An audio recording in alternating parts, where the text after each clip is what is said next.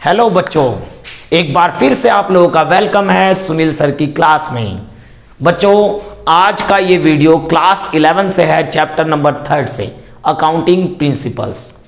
सबसे पहली बात बता दूं कि ये चैप्टर बहुत ही इंपॉर्टेंट है और इसमें से क्वेश्चंस आएगा ही आएगा। अभी लिख लो किसी कॉपी में कि सुनील सर ने कहा था इस चैप्टर में से आएगा तो आएगा। ठीक है, आज जो टॉपिक लेने वाला हूं उसमें से क्वेश्चन आएगा ही आएगा। ठीक है, तो आज इस चैप्टर के अंदर हम क्या क्या पढ़ेंगे वो मैंने यहां पे लिखा हुआ है कि आज हम क्या क्या पढ़ेंगे इस चैप्टर के अंदर। सबसे पहले हम पढ़ेंगे अकाउंटिंग प्रिंसिपल्स होता क्या है, इसका मतलब उसकी मीनिंग पढ़ेंगे, फिर उसके फीचर्स पढ़ेंगे, फिर हम ये जानेंगे कि अकाउंटिंग कॉन्सेप्ट क्या होते हैं। याद रखना बच्चों, ये अकाउंटिंग कॉन्सेप्ट में से क्वेश्चन आता ही आता है। ठीक है, इस पे लगा दे रहा हूं मैं मेरा वाला स्टार। मेरा वाला स्टार बोले तो आएगा ही आएगा एग्जाम में। तो बच्चों चलते हैं, पढ़ते हैं आज के इस वीडियो में जो कि बहुत ही इंपॉर्टेंट होने वाला है। आई होप आप लोगों को अच्छा लगेगा।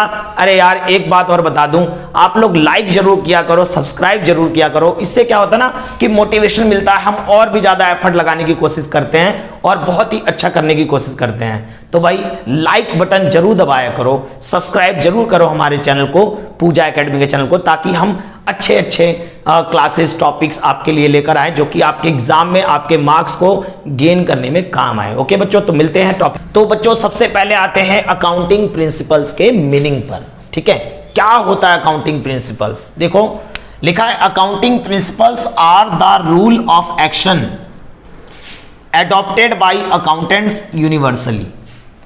कहने का मतलब है यूनिवर्सली जितने भी अकाउंटेंट होते हैं जिस रूल को फॉलो करते हैं अकाउंटेंसी बनाने के लिए, अकाउंटिंग ट्रांजैक्शन को दिखाने के लिए जो रूल फॉलो करते हैं उसी को हम कहते हैं accounting principles while recording accounting transactions. यानी अकाउंटिंग ट्रांजैक्शंस के लिए जितनी भी रूल फॉलो किए जाते हैं अकाउंटेंट के द्वारा यूनिवर्सली, यूनिवर्सली मीन्स हुआ कि हर जगह हर स्थान पर, तो उसी को हम क्या कहते हैं, उसी रूल को क्या कहा जाता है, अकाउंटिंग प्रिंसिपल्स कहा जाता है। यानी कहने का मतलब है, यहां से एक बात समझ में आ रही है, it is a set rules. Set rules माने एक ऐसा रूल बना के तैयार कर दिया गया है कि उसी रूल के बेस पर सारे अकाउंटेंट अकाउंटिंग ट्रांजैक्शंस करते हैं। समझ में आ रही बात? तो इसी को कहते हैं अकाउंटिंग प्रिंसिपल्स। सिंपल लैंग्वेज में समझेंगे कि जिस रूल के हिसाब से जितने भी अकाउंटेंट अकाउंटिंग ट्रांजैक्शन करते हैं ना, उसी रूल को हम क्या कहते हैं, अकाउंटिंग प्रिंसिपल्स। क्लियर हो गई बात? आगे चलते हैं। It is also known as GAAP। बच्चों क्वेश्चन यहां से बन के आता है एग्जाम में, कई बार इसका फुल फॉर्म पूछ लेते हैं कि GAAP का फुल फॉर्म क्या होता है। याद रखना, GAAP का फुल फॉर्म जो होता है वो होता है generally accepted accounting principles. Accounting principles यानी अकाउंटिंग प्रिंसिपल्स को हम GAAP, ठीक है, ये भी कहते हैं, यानी जनरली एक्सेप्टेड अकाउंटिंग प्रिंसिपल्स, यानी वो अकाउंटिंग प्रिंसिपल जो सभी के द्वारा मान्य होता है। क्लियर होगी बात? आगे चलते हैं इसके फीचर्स पे। फीचर्स क्या कहता है? It is man made principles. ये मैन मेड प्रिंसिपल्स है। कहने का मतलब है, मैन मेड प्रिंसिपल्स का मतलब क्या हुआ कि आप लोगों को मैंने फर्स्ट लेक्चर में समझाया था कि अकाउंटिंग जो होता है वो साइंस भी होता है और आर्ट भी होता है। और साइंस की होता है, साइंस इसलिए होता है क्योंकि वो प्रिंसिपल पर आधारित होता है। ठीक है, सिद्धांत पर आधारित होता है। तो इस चैप्टर में हम इसी चीज को कवर करेंगे कि अकाउंटिंग प्रिंसिपल्स के अंदर क्या क्या चीजें आती है। अब ये जो प्रिंसिपल्स है ना, वो ऐसे नहीं कि रातों रात कुछ बन गया। लोगों ने जब बिजनेस करते हुए जो चीज एक्सपीरियंस किया उसके बेस पर ये प्रिंसिपल्स बनाए गए हैं। यानी ये जो मैन मेड प्रिंसिपल्स है ना, यानी लोगों ने बिजनेस करते हुए जो चीज उन्होंने एक्सपीरियंस किया, यानी कहने का मतलब है based on human experience while doing business. Business करते हुए लोगों ने जो एक्सपीरियंस किया ना, उसी चीज को लिख दिया कि भाई ये चीज बिजनेस के अंदर होना चाहिए, वही हमारा क्या बन गया, अकाउंटिंग प्रिंसिपल्स। तो इसका फीचर से ये है कि ये मैन मेड होता है। क्लियर होगी बात? फ्लेक्सिबल। फ्लेक्सिबल का मतलब होता है कि जरूरी नहीं है कि जो बन गया ना अब उसमें कोई बदलाव नहीं आएगा। अकॉर्डिंग टू सिचुएशन, बिजनेस के सिचुएशन के हिसाब से हम उसके अंदर समय समय पर बदलाव कर सकते हैं, तो फ्लेक्सिबल होता है। जो प्रिंसिपल्स हमने पढ़ लिए हैं, 3 प्रिंसिपल्स ऐसे हैं जिसमें कोई बदलाव नहीं हो सकता, बाकी प्रिंसिपल ऐसे हैं जिसमें हम अकॉर्डिंग टू बिजनेस चेंज होता है। वो अभी मैं कवर करूंगा कि क्या चीज होते हैं वो, ठीक है। तो फ्लेक्सिबल का मतलब होता है कि इसमें समय समय पर बदलाव होते रहते हैं, कुछ और भी ऐड हो सकता है अकाउंटिंग प्रिंसिपल्स के अंदर। आते हैं जनरली एक्सेप्टेड, नाम से ही पता लग रहा था GAAP, जनरली एक्सेप्टेड माने हर कोई इसी प्रिंसिपल पे काम करता है। यदि मैं कोई अकाउंट बना के ले जाता हूं ना किसी के सामने, अगला भी कोई अकाउंट प्रिपेयर करके ले जाता है ना, तो वो भी उसी प्रिंसिपल को फॉलो कर रहा होगा जिस प्रिंसिपल को मैं फॉलो कर रहा हूं। इसी तरीके से आज हम इंडिया में कोई अकाउंट मेंटेन कर रहे हैं, अमेरिका वाले भी उसी अकाउंटिंग प्रिंसिपल से अकाउंट मेंटेन कर रहे हैं। कहने का मतलब है जनरली एक्सेप्टेड है, वो प्रिंसिपल सब पर बेस्ड होता है, चाहे वो कहीं पे भी बिजनेस के ट्रांजैक्शंस को लिख रहा हो। यानी कोई भी अकाउंटेंट काम कर रहा होता है ना, तो इन्हीं अकाउंटिंग प्रिंसिपल्स के बेस पर काम कर रहा होता है, इसलिए इसको जनरल एक्सेप्टेड अकाउंटिंग प्रिंसिपल्स कहा जाता है। आई होप आप लोगों को अच्छे से समझ में आ गया होगा कि अकाउंटिंग प्रिंसिपल्स क्या होते हैं और इसके फीचर्स क्या हैं, ठीक है। अब आगे देखते हैं। तो आते हैं बच्चों अब क्लासिफिकेशन ऑफ अकाउंटिंग प्रिंसिपल्स। तो अकाउंटिंग प्रिंसिपल्स को कितने भागों में बांटा गया है? 2 भाग हैं इसके। वैसे तो सब एक ही साथ है, लेकिन इसको हम 2 भागों में बांटते हैं, जिसको हम बोलते हैं अकाउंटिंग कॉन्सेप्ट। कॉन्सेप्ट बोलो या एजम्पशन बोलो, बात एक ही है। हिंदी में बोलते हैं अवधारणा। हमेशा याद रखना, कॉन्सेप्ट का मतलब ये हुआ कि ये चीजें ना सभी बिजनेस के लिए अप्लाई होगा। यानी ये अकाउंटिंग प्रिंसिपल्स कोई सा भी बिजनेस करो, छोटे से छोटा, बड़े से बड़ा, ये प्रिंसिपल्स सारे बिजनेस के लिए अप्लाई होगा। यानी कॉन्सेप्ट का मतलब क्या हुआ? कॉन्सेप्ट का मतलब हुआ applicable on all business, whether it is small और बिग। कहने का मतलब जो अकाउंटिंग प्रिंसिपल्स है ना, उसके जो कॉन्सेप्ट होते हैं वो सभी बिजनेस पर एप्लीकेबल होता है, ठीक है। कोई से भी बिजनेस हो, ये प्रिंसिपल लगेगा ही लगेगा, ठीक है। लेकिन याद रखना, उसके अलावा जो बच गए अकाउंटिंग प्रिंसिपल्स, वो बिजनेस टू बिजनेस वेरी करता है। यानी जो इसके बाद जो मैं पढ़ाऊंगा, इन तीनों के बाद जो पढ़ाऊंगा जो प्रिंसिपल्स, वो जरूरी नहीं है कि वो हर बिजनेस पे एप्लीकेबल हो, वो बिजनेस टू बिजनेस वेरी करेगा। यानी बिजनेस टू बिजनेस वेरी करेगा, ये आपको ध्यान रखना है, ठीक है। ये बाकी जो अकाउंटिंग प्रिंसिपल्स पढ़ेंगे। तो आज हम कॉन्सेप्ट पढ़ेंगे कि भैया कॉन्सेप्ट के अंदर क्या आता है, ठीक है। तो कॉन्सेप्ट में बच्चों याद रखना, ये मैं मेरा वाला स्टार लगा रहा हूं, मेरा वाला स्टार 2 स्टार लगा देता हूं। 2 स्टार लगाने का मतलब है एग्जाम में आएगा, नोट कर लेना कॉपी में, कहीं माइंड के अंदर फिट कर लेना कि सर ने कहा आएगा तो आएगा, ठीक है, ये ध्यान रखना। तो अकाउंटिंग कॉन्सेप्ट क्या कहता है? अकाउंटिंग कॉन्सेप्ट 3 चीजों को बताता है। क्या बताता है? पहला गोइंग कंसर्न कॉन्सेप्ट है। गोइंग कंसर्न कॉन्सेप्ट ये कहता है, it is assume that business shall continue for a long time, no intention to close the business in near future.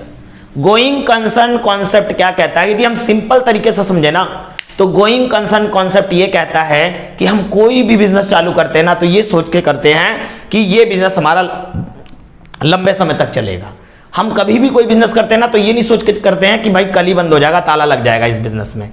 कोई भी बंदा, छोटे से छोटा बंदा ना, यदि मान लो चाय की दुकान भी खोल रहा है या छोटा सा दुकान कोई खोल रहा है, मूंगफली की रेडी लगा रहा है, तो यही सोच के अपना बिजनेस स्टैब्लिश करता है कि मेरा ये बिजनेस ना लंबे समय तक चलेगा। सभी बिजनेस के लिए कॉन्सेप्ट क्लियर है कि हर बिजनेस जब भी हम स्टैब्लिश करने जाते हैं ना, तो यही सोच के करते हैं कि ये बिजनेस हमारा लंबे समय तक चलेगा, अभी कोई नियर फ्यूचर में इसको बंद करने की कोई आशा नहीं है। तो ये कहता है हमारा गोइंग कंसर्न कॉन्सेप्ट। तो समझ में आ रही बात, ये सभी बिजनेस पे क्यों एप्लीकेबल होगा?